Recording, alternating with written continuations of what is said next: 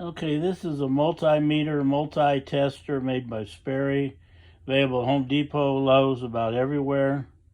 It's got all these different settings on there. The first one is for continuity and for testing, and when you touch the wires together, you'll get a sound. And that tells you have a completed circuit.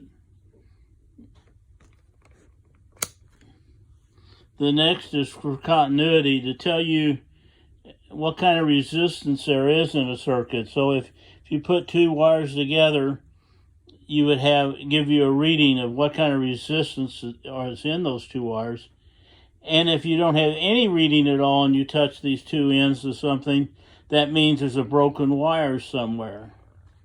Then you've got DC voltage, okay, which I normally set at the 200. And then if you push the red end on positive and the black end on negative on your battery, you'll find out how many volts is really in your battery. A 12-volt battery will normally have around 14 volts when fully charged. When it gets down below 10, you're going to start having problems with it. So that's the DC voltage and how your meter can help you there. Then there's AC voltage, okay? And if you see, I take it over here, it's got 2,000 volts, 750 volts is normally enough for me. When you check on a circuit, you're either going to have, most household circuits will have 120 volts. If you go to an outside meter like a 50 amp, you're going to have 240 volts. Now, let me get by some of that myth. It used to be everybody called them 110, 220. Most circuits in America now, in residential and in campgrounds, are either 120, 240, meaning the two 120 volt circuits added together equal your 240 voltage, okay? And you want to see how that goes. The hotter the day as it goes on, the voltage will drop. When the voltage drops, the amperage can go up. Now, the next thing we have is amperage.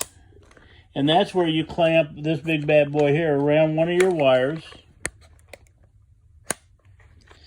And it'll tell you how many amps are going through, but it can only be the hot wire. Can't be the neutral wire or the ground wire. You can put it around, you can see how many amps you're going through. Now, amperage on 120 volts at a campground, normally you're on a 30 amp circuit. A 30 amp circuit is made to allow 30 amps to go through before popping the breaker, but you should not run more than 24 volts or 80% of that for any 1 hour. After that, the wiring will start melting in a lot of cases. So on a 30 amp circuit, the most you would want to draw is 24 amps. When you're camping, and if you find yourself, when it's hot, blowing breakers, the first thing you should do is turn off your water heater and turn it over to propane. I've tested 3 different campers in the last week. Each camper was drawing approximately 4 amps without anything being on, no air conditioner or no hot water heater.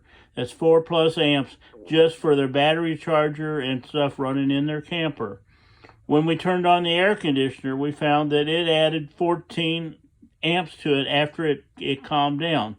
So 12 to 14 amps on your air conditioner is common. When we turned on the water heater, we found it also drew 12 to 14 amps on startup and narrowed down to about 12 while it's going. So you can quickly see that 5 amps with nothing going, add 14 for air conditioning at 19, add another 12 amps for your water heater and your 31 amps, you can't run that. You'll pop a breaker, and thank God you do pop a breaker. So please turn off your electric water heaters and run propane during the summer is a good rule of thumb.